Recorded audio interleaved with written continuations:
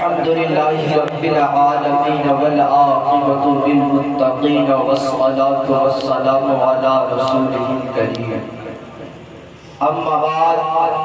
فأعوذ بالله من الشيطان الرجيم بسم الله الرحمن الرحيم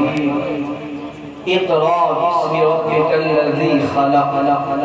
صدق الله العظيم وصدق رسوله النبي الأمين المتين الكريم ونحن ولا ذلك لمن الشاهدين والشاكرين والحمد لله رب العالمين. My dear nation of Islam, آپ اپنے ماتھے کے نگاہوں سے دیکھ رہے ہیں کہ ابھی ممبر شریف پر وقت کے ایک سے ایک کوششی ڈائیوان تشریف رکھتے ہیں. آپ نے ہر ایک کی تعریف سنی، لیکن میں بس اتنا کہوں گا یہ وہ سورج ہے جو اندھیروں کو اپنی روشنی سے چیر دیتے ہیں. یہ وہ سورج ہے جو اندھیروں کو اپنی روشنی سے چیر دیتے ہیں. آ جائے باطل تو ان کا کمر توڑ دیتے ہیں. اور یہ میرے پاس اتنے الفاظ کا ذخیرہ نہیں ہے کہ ان قیمتی ہیرو کی شان میں کچھ کہہ سکوں. بس اتنا کہوں گا کہ یہ وہ سورج ہے جس سورج کو بھی روشنی ملتی ہے تو ان کے صدقے میں ملتی ہے. اس لیے کہ سورج کی روشنی وہ روشنی ہے جو رات میں ہمیں روشنی نہیں دیتی، برسات میں ہمیں روشنی نہیں دیتی، صبح میں ہمیں روشنی نہیں دیتی، لیکن یہ وہ روشنی ہے جو ہمیں رات میں بھی روشنی دیتی ہے، برسات میں بھی روشنی دیتی ہے. اتنا کی نہیں، جب اندھیری عمر میں ہمیں اتار دیا جائے گا تو جہاں کوئی روشنی نام نہ آئے گی، وہی سورج بن کر یہ روشن ہماری قبر کو روشنی سے اپنی روشنی سے ہماری قبر کو روشن کر دیں گے. تو بس یہ وہ آفتاب ہے. اور بالخصوص ایک حکیم ملت نے ایسے قیمتی ہیرے دو ایسے قیمتی ہیرے جس کا کوئی جواب نہیں ہے، اور جو اپنے وقت کا وہ عظیم شہسوار علم کا بے تاج بادشاہ کہ ایک فیضان عطار کا وائس چانسلر ہے، جو دوسرا غازی نیپال ہے، اور اپنے علم کے ذخائر کو ہیرے کو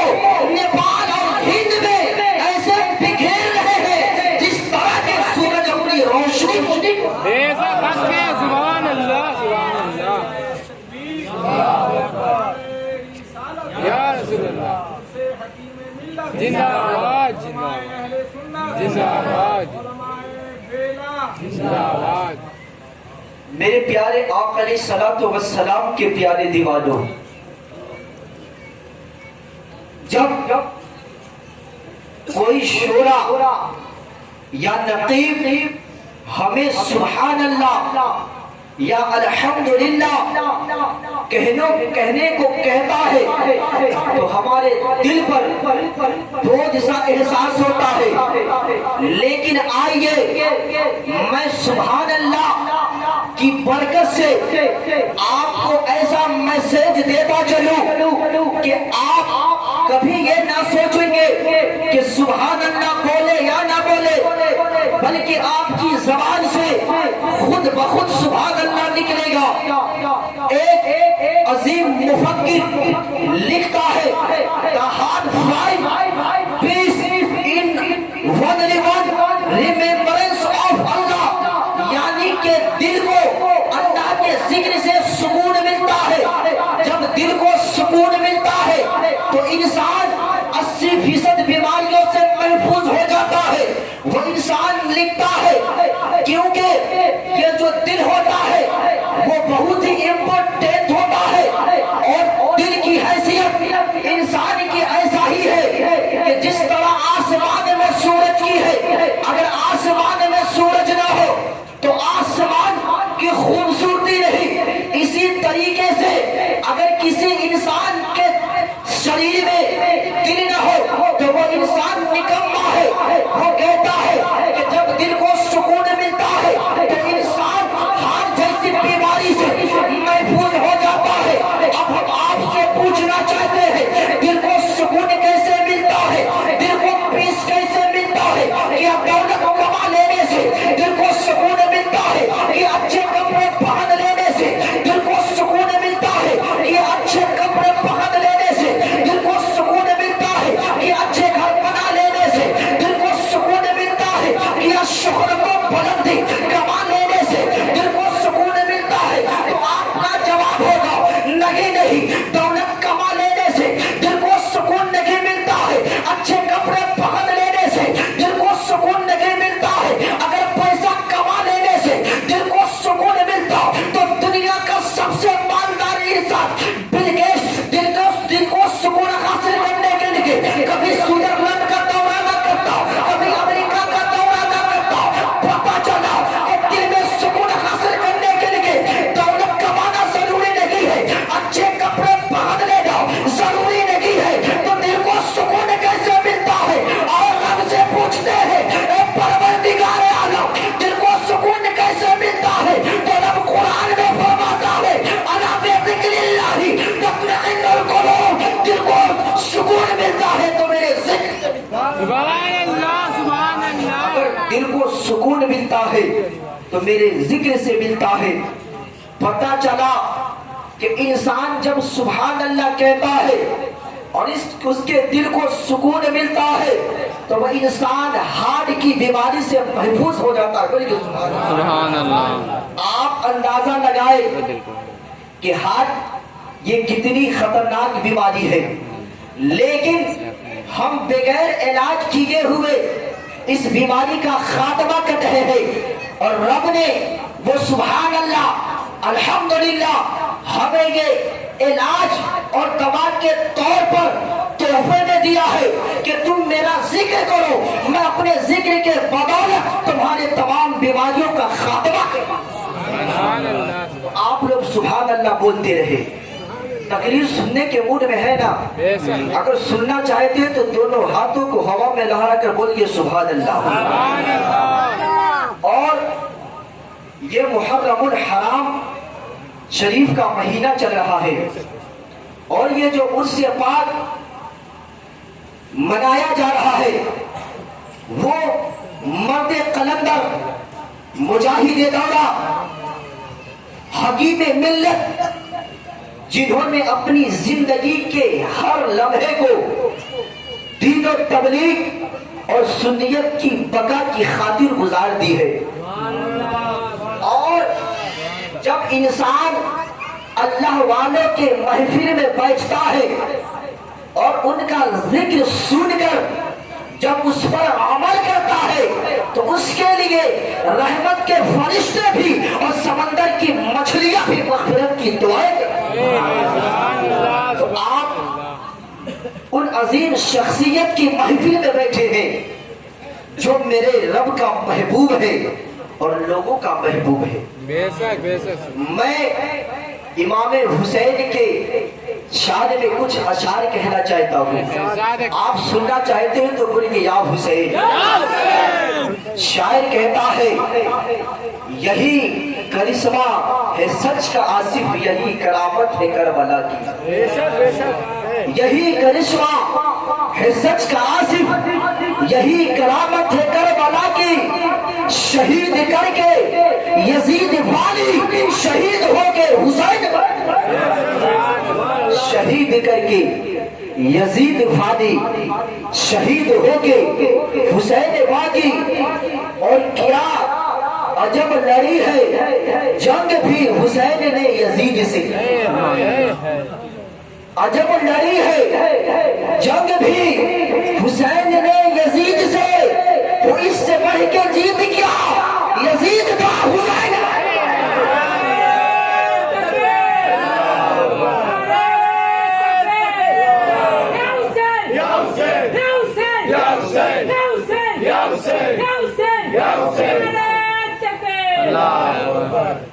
وہ اس سے بڑھ کے جیت کیا یزید تھا حسین ہے اور علی کا زیب و زید زندہ ہے فاطمہ کا چین زندہ علی کا زیب و زید زندہ ہے فاطمہ کا چین زندہ ہے اور نہ پوچھ وقت کی ان بے زبان کی باتوں سے سنو اذان تو سمجھو حسین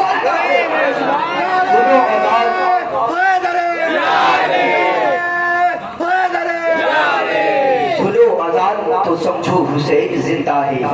اور کسی شاعر نے کہا ہے کہ نیزے کی بلندی سے جو سر بول رہا ہے نیزے کی بلندی سے جو سر بول رہا ہے یہ نسبت حیدر کا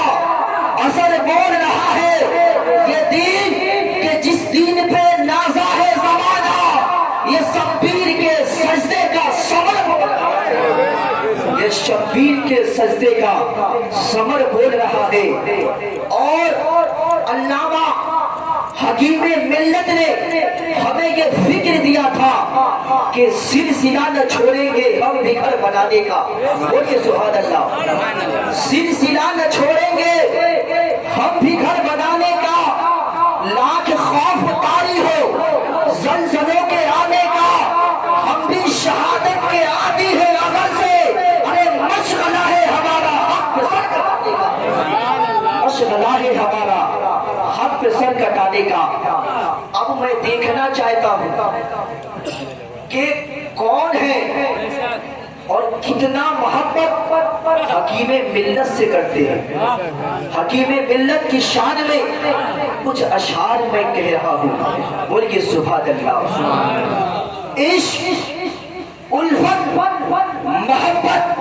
حوصلہ کی پہچان ہے حکیم ملت عشق الفت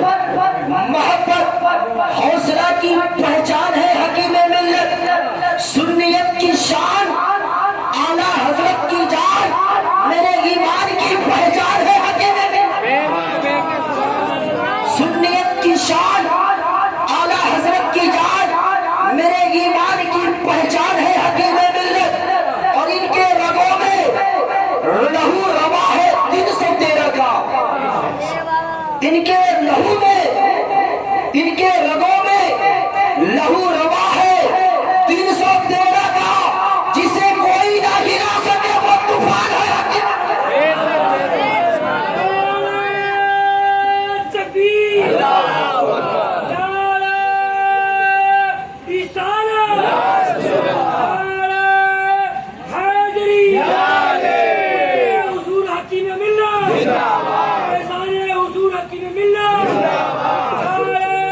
میرے پیارے آقا علیہ الصلوۃ والسلام کے پیارے دیوانوں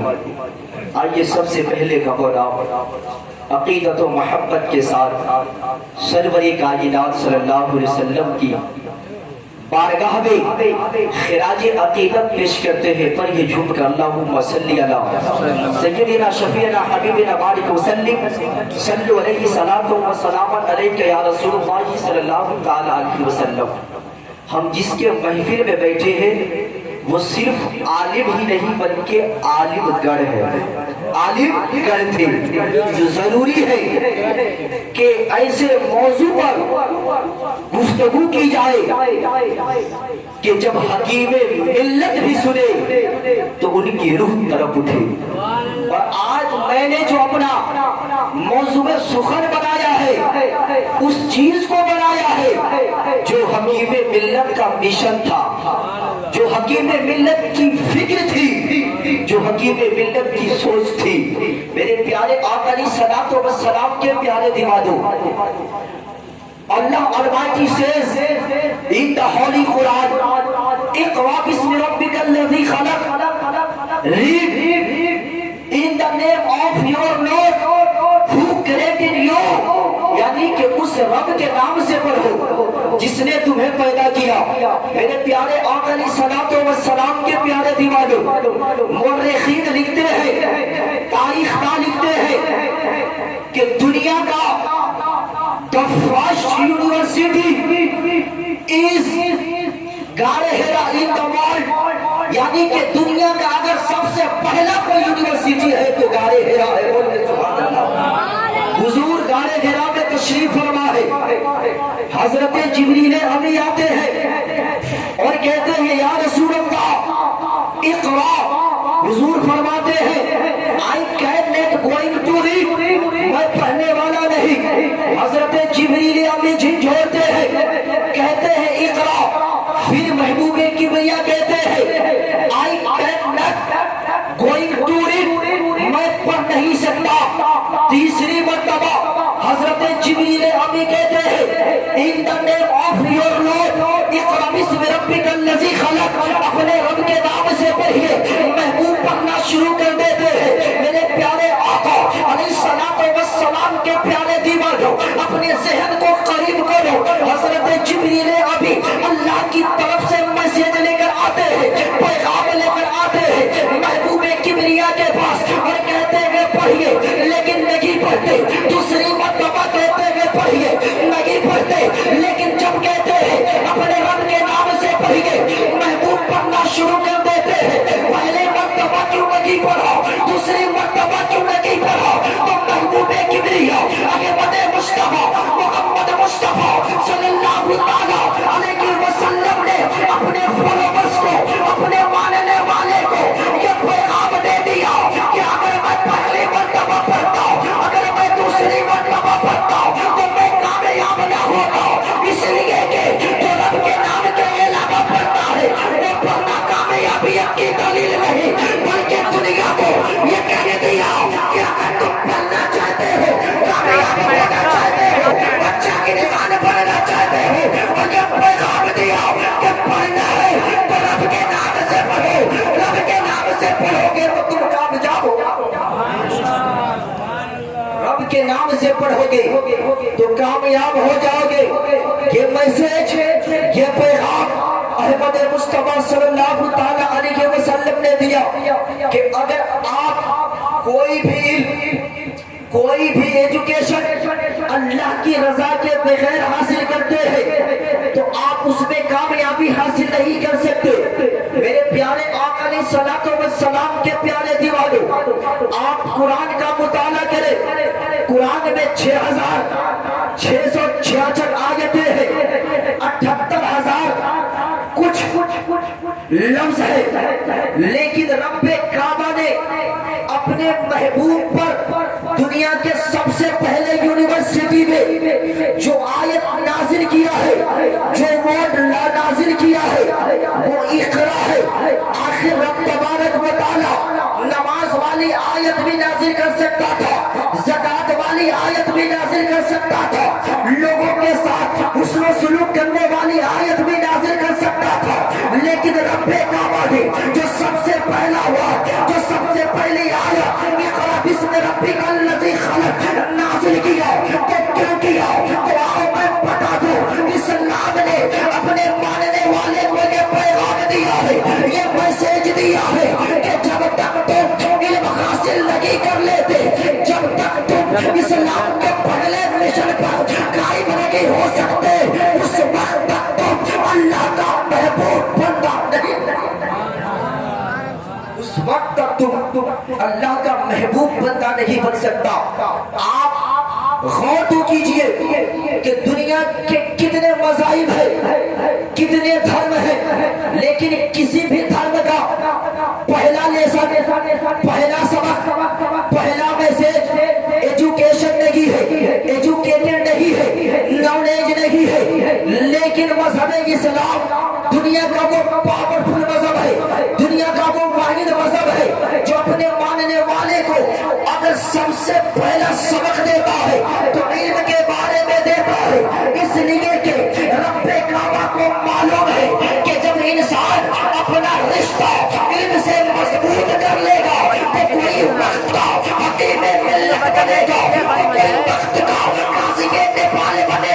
تو کوئی وقت فقیہ النفس مفتی عثمان بنے گا، اور جب کوئی فقیہ النصر فقیہ النفس مفتی عثمان بنے گا اور اپنے دل میں سب سے پہلے علم کو جگہ دے گا تو وہ نماز کو بھی جان جائے گا، روزہ کو بھی جان جائے گا، حج کو بھی جان جائے گا، اور اپنے رب کی وحدانیت کا نعرہ لگا کر دنیا کو پیغام دے گا کہ وہ پردہ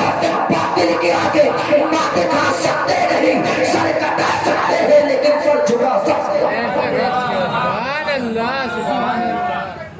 اللہ اکبر یا رسول اللہ۔ میرے پیارے آقا علیہ الصلوۃ والسلام کے پیارے دیوانوں، آخر کون سا راز پوشیدہ تھا، کون سی حکمت پوشیدہ تھی کہ مذہب اسلام نے جو فرسٹ لیسن پڑھایا ہے وہ ہمیں ایجوکیشن کے بارے میں پڑھایا ہے؟ تو آؤ میں کہہ دوں، لکھنے والا لکھتا ہے knowledge is the great power in the world, the knowledge is the great weapon in the world،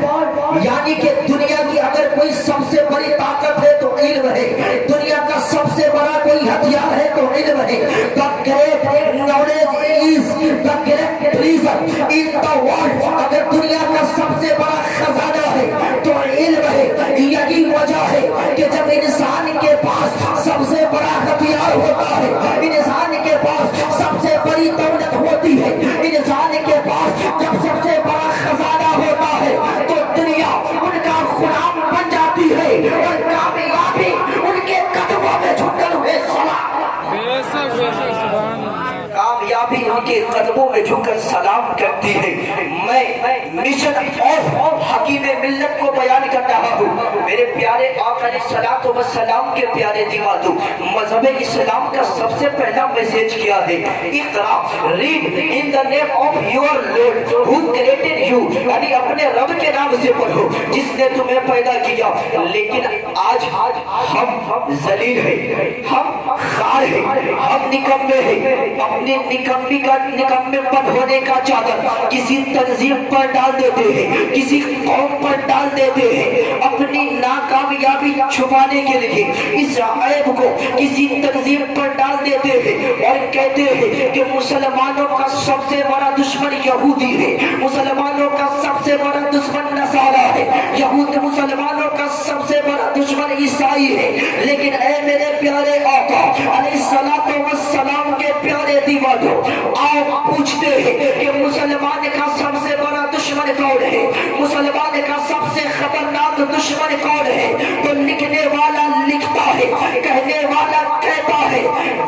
ignorance is great enemy of Islam، اگر اسلام کا سب سے بڑا کوئی دشمن ہے تو جہالت ہے، اسلام کا سب سے خطرناک کوئی دشمن ہے تو جہالت ہے۔ اسلام کو سب سے زیادہ نقصان اگر پہنچتا ہے تو یہودیوں سے نہیں، نصارہ سے نہیں، کسی خطرناک تنظیم سے نہیں، اگر مذہب اسلام کو سب سے زیادہ نقصان پہنچتا ہے تو جہالت سے۔ جہالت کے بارے میں کہا گیا ہے جہالت یہ ایک ایسا زہر ہے جو ایک فرد کو نہیں، ایک قوم کو نہیں، بلکہ جب کسی نسل میں جس کا دخول ہوتا ہے تو اس قوم کا نام و نشان دنیا سے مٹا کر رکھ دیتا ہے۔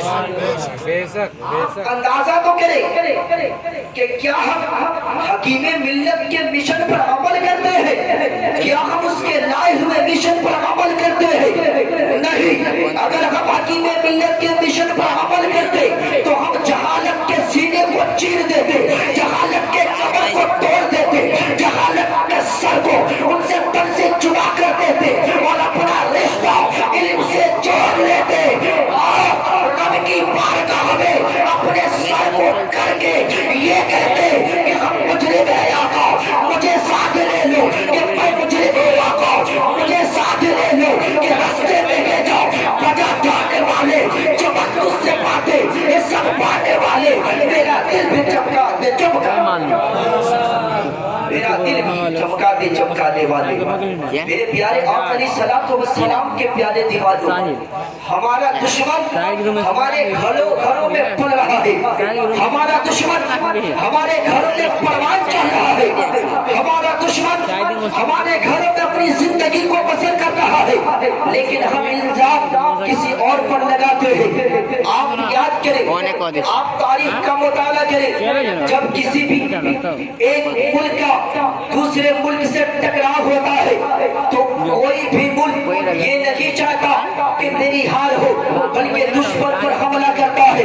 दुश्मन का नामो निशान मिटा देता है। लेकिन हम कितने निकम्मे बन चुके हैं, कितने निकम्मे बन चुके हैं कि दुश्मन हमारे घरों में पल रहा है, लेकिन हम उसका मुंह नहीं तोड़ते हैं। कसम खुदा की, अगर आपके दिलों में हकीम मिल्लत की मोहब्बत है तो जहालत को अपने घरों से निकाल दो और इल्म की रोशनी अपने घरों में फैला दो, ताकि तेरा घर जन्नत भी बन जाए और महबूब के आने जाने का ठिकाना जरूरत है। या रसूल अल्लाह जिंदाबाद जिंदाबाद। मेरे प्यारे आका अलैहिस्सलातु वस्सलाम के प्यारे दीवानों, इस आयत को हम अपने जहन में रखते हैं और हुजूर हकीम मिल्लत की जिंदगी, उनके कैरेक्टर का स्टडी करते हैं। क्या हकीम मिल्लत ने इस आयत के मिशन को फैलाया है कि नहीं? तो जब हमारी निगाह उनकी तारीख पर पड़ती है तो पता चलता है कि हकीम मिल्लत ने अगर इल्म सीखा है तो रब की रजा के लिए सीखा है, इसलिए कि वो इल्म रब की रजा के लिए सीखना है जो खुद भी सीखे और इस इल्म के जरिए अंधेरे के पर्दे को चाक करके उस अंधेरे में रोशनी पैदा करती। अगर हम हकीम मिल्लत की जिंदगी को पढ़ते हैं, उनके कैरेक्टर को पढ़ते हैं, तो हमें ये बात समझ में आती है कि हुजूर हकीम मिल्लत ने अपनी जिंदगी के हर लम्हे को दीन की तबलीग के लिए, दीन की बका के लिए, दीन की आज़मत के लिए, दीन की सदाकत के लिए, अल्लाह के आलम को बुलंद करने के लिए और बातिल के कमर को तोड़ने के लिए अपने इल्म से अंधेरों को तोड़ करके जमाना में रोशनी को फैला दिया।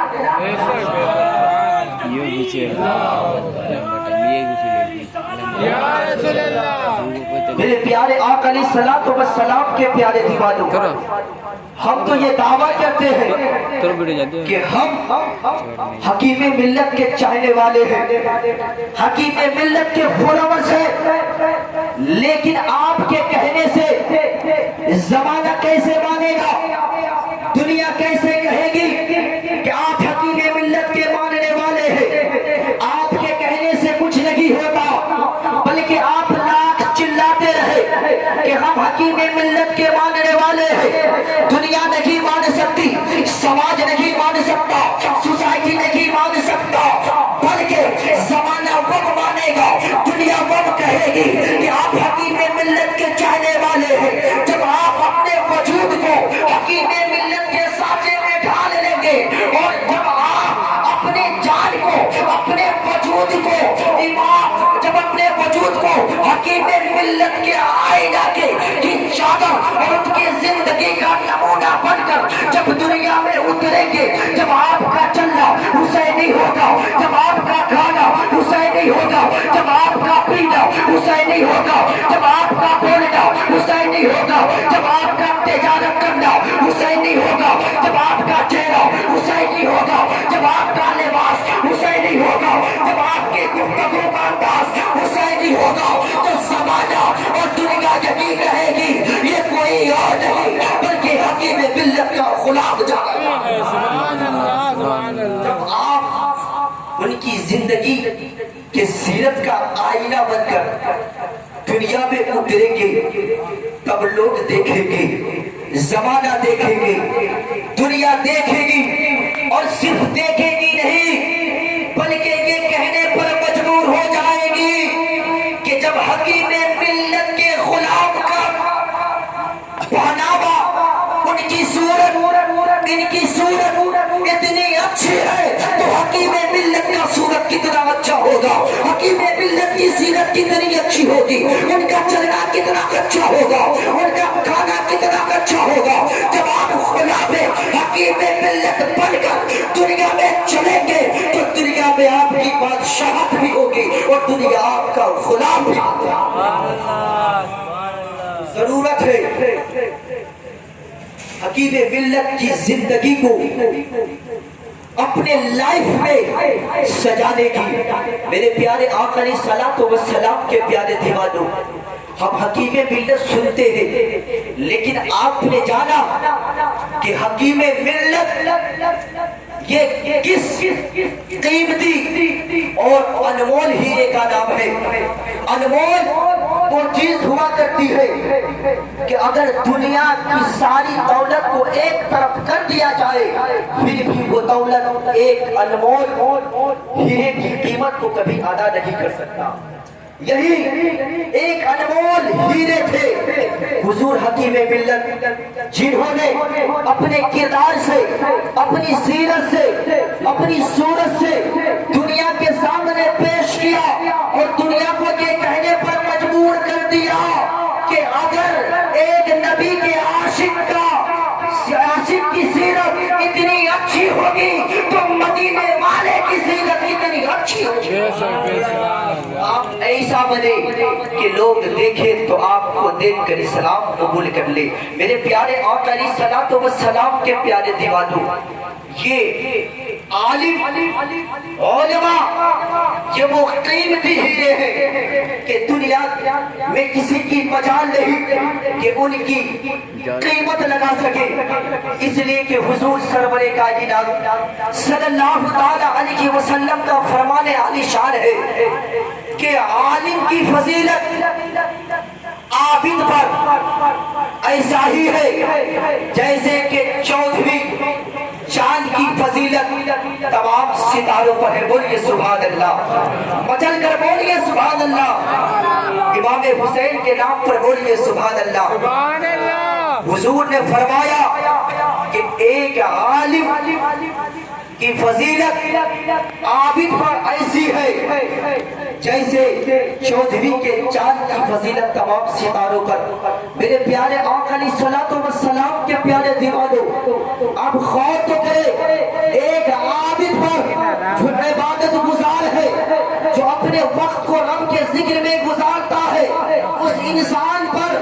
عالم کی فضیلت ایسی ہے تو بتاؤ عوام پر کتنی فضیلت ہوگی، ایک اس انسان پر کتنی فضیلت ہوگی جو شریعت سے واقف نہیں ہے، جو شریعت سے نابلد ہے۔ میرے پیارے آقا علیہ الصلوۃ والسلام کے پیارے دیوانوں، میں عالم کی قیمت اور عالم کا مرتبہ اس واقعیت سے بتانا چاہتا ہوں، اس واقعیت سے آپ کو سمجھانا چاہتا ہوں کہ دنیا کی تمام دولت ایک طرف کر دی جائے لیکن عالم کے ایک بول کی قیمت نہیں ہو سکتی۔ حضرت عبداللہ ابن مسعود فرماتے ہیں میں ساری دنیا کی دولت کمانے سے افضل اس بات کو سمجھتا ہوں کہ ایک علم دین کی بات سیکھنی چاہے۔ میرے پیارے آقا علیہ الصلوۃ والسلام کے پیارے دیوانوں، ایک استاد ہے اپنے شاگرد سے کہتا ہے کہ دنیا کی سب سے بڑی دولت، دنیا کا سب سے بڑا خزانہ، دنیا کا سب سے بڑا خزانہ علم ہے۔ وہ انسان چھوٹا بچہ ہے جو اس عالم کا شاگرد ہے، اس کے پاس ایک چپل تھی جو ٹوٹی ہوئی تھی، وہ موچی کے پاس جاتا ہے، موچی سے کہتا ہے اے موچی میری اس ٹوٹی ہوئی چپل کو سل دو، میں اس کے بدلے تجھے ایک دن کی بات سکھاؤں گا۔ وہ موچی کہتا ہے مجھے پیسے کی ضرورت ہے، مجھے دولت کی ضرورت ہے، مجھے خزانے کی ضرورت ہے، میں دین کی بات نہیں سیکھنا چاہتا۔ وہ طالب علم اپنی چپل کو اٹھاتا ہے، استاذ کی بارگاہ میں آتا ہے اور کہتے ہیں اے استاذ محترم آپ کو کہہ رہے تھے کہ علم دنیا کا سب سے بڑا خزانہ ہے، علم دنیا کی سب سے پاورفل طاقت ہے، علم دنیا کی سب سے بڑی دولت ہے، لیکن ایک موچی نے علم دین کے بدلے میری چپل کو نہیں سلا ہے۔ استاد چالاک تھا، استاد ہوشیار تھا، عاشق نبی تھا، اپنے شاگرد سے کہتا ہے اے میرے شاگرد یہ پتھر لو،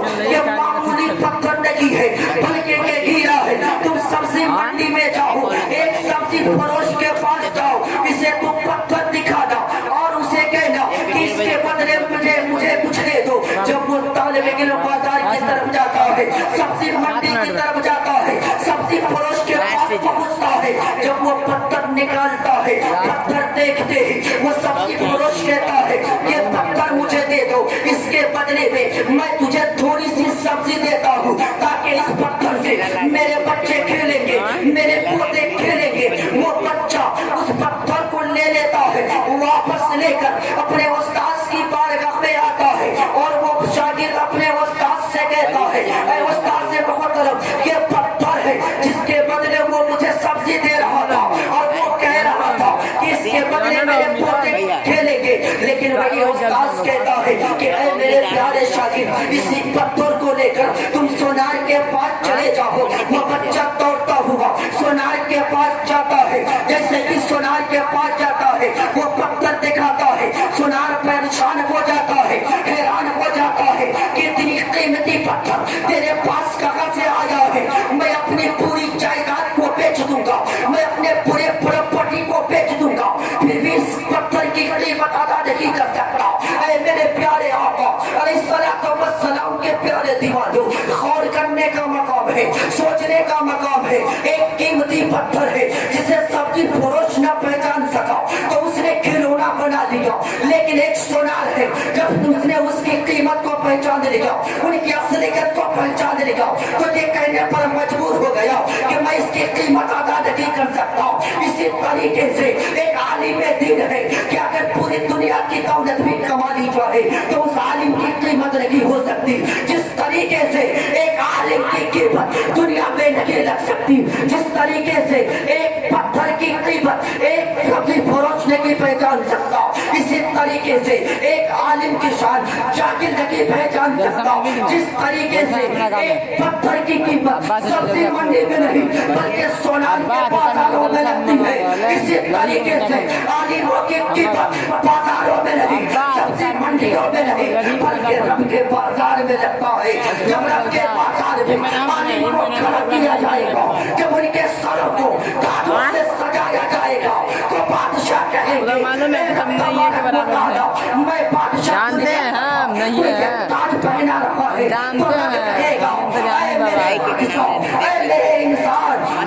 दुनिया में बादशाह इख्तियार की थी, लेकिन आज तुझे जन्नत में गुजारनी पड़ेगी। जिस तरीके से एक पत्थर की कीमत एक सब्जी फरोश नहीं पहचानता, इसी तरीके से आलिम की कीमत दुनिया में नहीं बल्कि रब का जन्नत में लगाकर तमाम मुसलमानों को उनकी इक्तदा पे खड़ा कर देगा और रब कहेगा ऐ आलिम दीन तू भी जन्नत में जा और जितना चाहे उतना अपने साथ जन्नत में ले जा। मेरे प्यारे आका सलाम के प्यारे दीवानों, ये होती है आदमी की शान कि जिनके बुलंदी को देखकर आसमान की बुलंदी भी झुकाया करती है, जिनके खूबसूरत चेहरे की रोशनी देखकर सूरज की रोशनी भी फीकी पड़ जाती है। और आप चले हैं एक आलिम की कीमत लगा दे, दुनिया के पास इतनी ताकत रही है, इतनी दौलत रही है कि एक आलिम दीन की कीमत लगा सके। हाँ, आप उनसे फैज लूटते रहे। दुनिया में अगर आप हकीम मिल्लत से मोहब्बत करेंगे, फैज लूटेंगे, तो वही हकीम मिल्लत अपने साथ आपको भी और आपसे मोहब्बत करने वाले को भी जन्नत में लेकर जाए। बस इन्हीं बातों पर मैं अपनी गुफ्तगू को खत्म करता हूँ। रब्बे काबा की बारगाह में दुआ है कि रब्बे काबा हम तमाम मुसलमानों को हकीम मिल्लत की सीरत पर अमल करने की तौफीक और रफीक अता फरमाए, उनका सच्चा पक्का आशिक बनने की तौफीक और रफीक अता फरमाए। हमारे कहने में आपके सुनने में जो भी गलतियां हुई रब की बारगाह में तौबा करते हैं, दिल से कलमे तैयबा पढ़िए ला इलाहा इल्लल्लाहु मुहम्मदुर रसूलुल्लाह सल्लल्लाहु तआला अलैहि वसल्लम। जाते जाते मैं ये पैगाम देना चाहता हूँ کہ تیرے اعمال سے ہے تیرا پریشان ہونا، ورنہ مشکل نہیں ہے، مشکل کا آسان ہونا۔ آج بھی تیری حکومت ہو دنیا پر مسلمان، اگر تو سمجھ جائے بنا مسلمان ہونا۔ السلام علیکم ورحمۃ اللہ تعالی وبرکاتہ۔ وعلیکم السلام۔